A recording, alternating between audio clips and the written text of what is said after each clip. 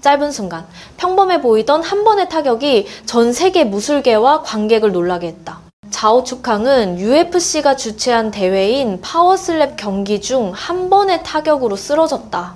하지만 그 넘어짐은 단순한 경기 결과가 아니었다. 그것은 전통과 현대, 무도정신과 세계 스포츠 기준이 부딪히는 더 큰 그림의 한 장면이었다. 파워슬랩은 UFC가 2023년부터 선보이고 상업화한 경기 형식으로 두 선수가 번갈아 규정된 방식으로 뺨을 때리는 새로운 형태의 대결이다. 처음 보면 단순해 보이지만 이 종목은 충돌 강도가 매우 높다. 모든 힘이 머리와 목 부위에 집중되기 때문이다. 이 부위는 스포츠에서 특히 보호되어야 하는 곳이다. 스포츠 의학 전문가들은 파워슬랩이 통제된 쇼맨십으로 홍보되고 있지만 부상 위험이 여전히 크다고 지적해왔다. 피츠버그 대학교의 한 연구에 따르면 경기 중 강한 충격을 받은 선수들 가운데 여러 명이 이후에도 신체적 영향을 보고한 바 있어 선수의 건강을 보호할 추가 조치가 필요함을 시사한다. 이로 인해 논의는 더 넓어졌다. 관객이 격투형 스포츠에서 진정으로 원하는 것은 무엇인가? 단순한 힘인가? 투혼인가? 아니면 인간이 감당할 수 있는 한계인가? 최근 경기에서 자오캉은 단호한 자세로 링에 올랐다. 첫 라운드에서 타격을 받았음에도 그는 계속 싸웠고 몽골 국적의 상대 선수 또한 가벼운 부상으로 손을 바꿔 타격을 이어갔다. 경기장은 긴장감으로 가득 찼다. 관객은 단순히 승부를 보는 것이 아니라 두 선수 모두 한계를 넘어서는 과정을 지켜보고 있었다. 마지막 라운드에서 자오가 균형을 잃고 쓰러지자 심판은 즉시 경기를 중단시켜 안전을 확보했다. 경기는 양측의 존중 속에 마무리되었고 현장에서는 논란이나 부정적인 반응이 없었다. 그러나 온라인에서는 다시 한번 파워슬랩의 의미와 한계를 두고 격렬한 논쟁이 일어났다. 슬로우 모션 영상이 널리 퍼지면서 다양한 의견이 쏟아졌다. 일부는 상대의 타격이 허용 범위를 넘었다고 주장했고 또 다른 이들은 국제 파워슬랩 규정을 인용하며 정당한 타격이었다고 반박했다. 흥미로운 점은 전문가들 사이에서도 규정 해석의 차이가 여전히 존재한다는 것이다. 이는 아직 심판 교육이나 판정 시스템이 전 세계적으로 안정되지 않은 신생 종목의 특징이라 할 수 있다. 그로 인해 전문가들은 제안하기 시작했다. 파워슬랩이 진정한 스포츠로 인정받기 위해서는 명확하고 투명한 기준이 필요하며 논란이 스포츠 정신을 가리지 않게 해야 한다고 말이다. 자, 오욱항의 패배는 단순히 무술 팬들의 관심을 끌었을 뿐만 아니라 세계화 시대 속에서 중국 무술의 이미지에 대한 더 깊은 논의를 촉발시켰다. 소셜미디어에서는 시청자들이 두 가지 입장으로 뚜렷이 갈렸다. 한쪽은 실전과 전통 무술 사이의 간극을 보았고 이를 계기로 도장들이 훈련 방식을 새롭게 해야 한다는 경고로 받아들였다. 세상에 통통한 주먹, 고양이 주먹, 개 주먹 같은 건 존재하지 않는다. 그건 자기 기만일 뿐이다. 그리고 그런 걸 믿는 어리석은 자들이 있다. 그들은 그저 세상 앞에서 스스로를 우스꽝스럽게 만들 뿐이다. 진짜로 존재하는 건 스트레이트, 훅, 어퍼컷, 그리고 다시 스트레이트 뿐이다. 복싱이란 게 바로 그런 거다. 단순하다. 복잡한 동작 따윈 없다. 팔을 당기고 몸을 돌리고 팔을 휘두르고 균형을 유지하는 것은 모두 스포츠의 기본 동작이다. 상대의 첫 스윙을 보라. 그의 팔이 어디서 멈추는지, 어깨가 어떻게 방향을 전환하는지 본다면 자오의 타격이 왜 위력이 없었는지 알 수 있다. 탁구나 테니스를 해본 사람이라면 누구나 이해할 수 있는 기본적인 운동학 지식이다. 다른 한쪽은 자오의 용기와 결단을 높이 평가했다. 적어도 그는 실전에 나섰다. 그것만으로도 존경받을 일이다. 자오는 아직 너무 성실하고 경험이 부족하지만 나는 그를 존경한다. 진짜 남자다. 그 차이는 대립이 아니라 오늘날 관객들이 무술을 바라보는 시각이 넓어졌다는 걸 보여준다. 누가 더 강한가 보다 과정과 태도, 그리고 한 사람의 인간적 가치에 주목하기 시작한 것이다. 자오캉의 패배는 개인의 실패가 아니라 무도에 대한 사고방식이 새롭게 변하는 출발점으로 봐야 한다. 하지만 현대시대로 접어들면서 그 찬란했던 명성은 점점 빛을 잃었다. 이름난 대사부들이 복싱, MMA, 무에타이 선수들과 맞붙을 때마다 불과 몇십 초 만에 처참히 패배했다. 그 패배들은 단순한 개인의 무너짐이 아니라 전통 중국 무술 전체의 자존심에 대한 직격탄이었다. 그런 상황 속에서 마지막 희망이라 불리며 등장한 이름이 있었다. 바로 통베이취안이다.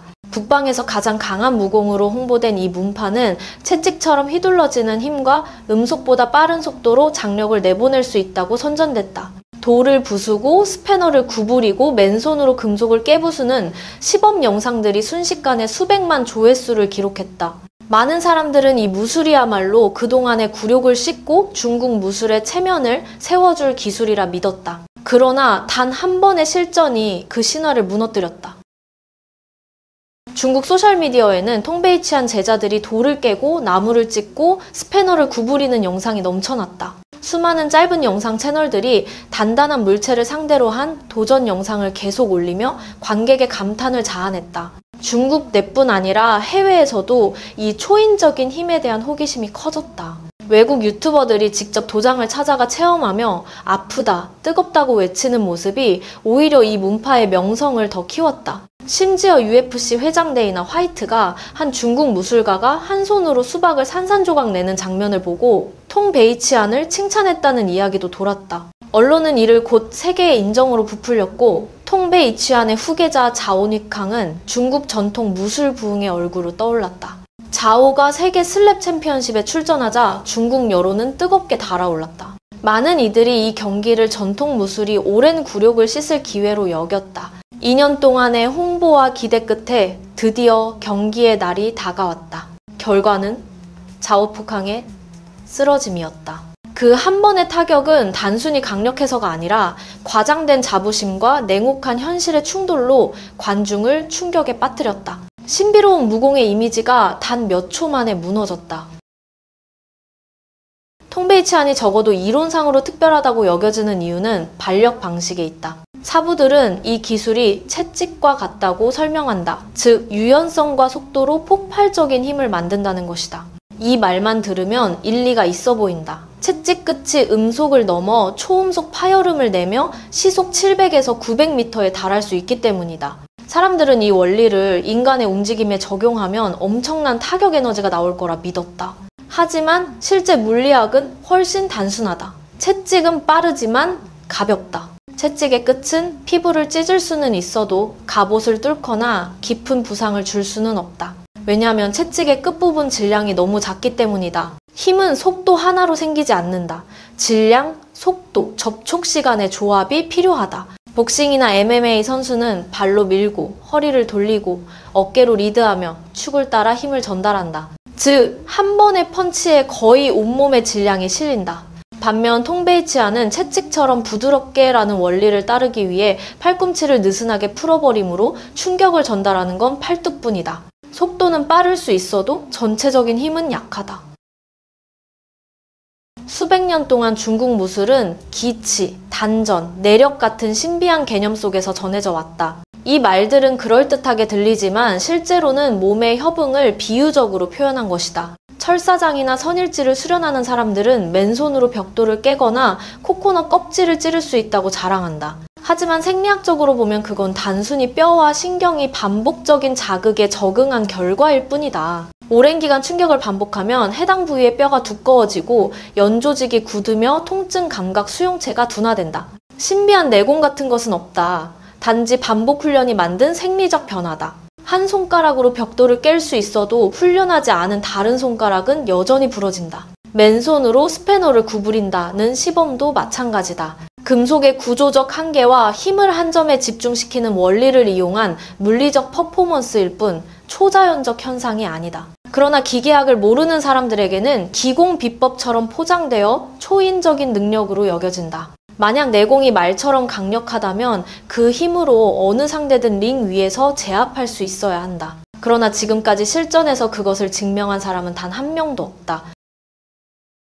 복싱, 무에타이, MMA 같은 현대 무술이 과학적이라 불리는 이유는 문화적 요소를 부정해서가 아니다. 그 기술들이 실제 실험으로 검증되기 때문이다. 모든 동작은 수천 번의 경기 속에서 측정되고 조정되며 시간이 지나며 최적화되어 왔다. 현대 스포츠 과학이 추구하는 것은 절대적인 힘이 아니라 최적의 효율이다. 펀치는 가장 빠를 필요는 없지만 반격당하지 않을 만큼 충분히 빨라야 한다. 가장 강할 필요는 없지만 실제로 상대를 손상시킬 만큼은 강해야 한다. 그리고 무엇보다 어떤 상황에서도 반복할 수 있어야 한다. 반대로 전통 무술은 상징화의 길을 택했다. 실험을 통해 개선하기보다 권위와 구전, 사제 간 신뢰에 의존했다. 시간이 지나며 기술은 과장되고 신비한 요소가 덧붙여지며 현실성은 점점 사라졌다. 그렇다고 전통 무술이 쓸모없다는 뜻은 아니다.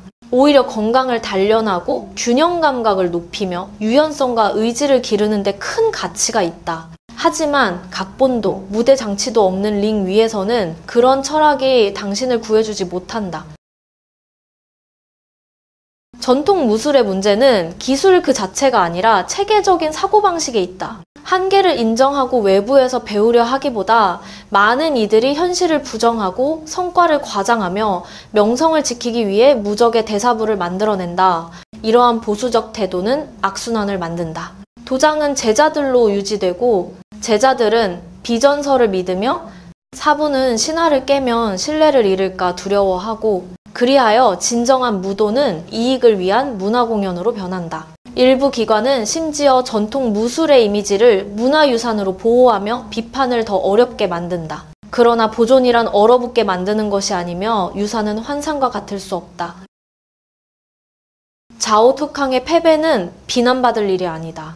오히려 그것은 전통과 현대 현실 사이의 간극을 다시 바라보게 한 중요한 전환점이다. 통베이치아는 속도와 움직임의 독특함으로 한때 크게 주목받았지만 이번 사건을 통해 모든 무술 이론은 실제 검증이 필요함을 명확히 보여주었다. 그 결과는 끝이 아니라 전통 무술의 훈련 방식과 접근법이 새롭게 바뀌는 출발점이 되었다. 전통 무술은 사라질 필요가 없다. 다만 더 균형 잡힌 방향으로 발전해야 한다. 정신적 가치와 철학, 문화를 보존하면서도 검증하기 어려운 신비주의적 요소를 덜어내고 기계학, 생리학, 현대스포츠 과학의 지식을 융합해야 한다. 그럴 때 비로소 전통 무술은 본래의 의미, 즉 인간의 체력, 정신력, 기술을 함께 단련하는 완전한 수련의 길로 돌아올 수 있다.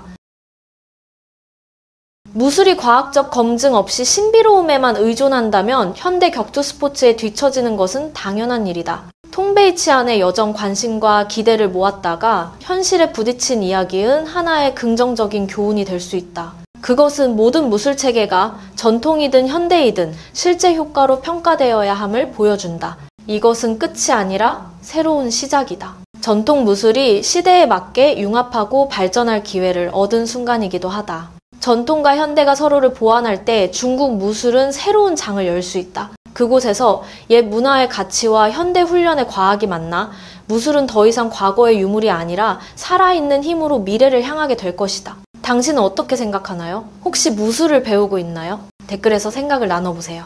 다음 영상에서는 진짜 힘을 유지한 전통 무술은 존재할까를 함께 탐구해보겠습니다. 그때 다시 만나요.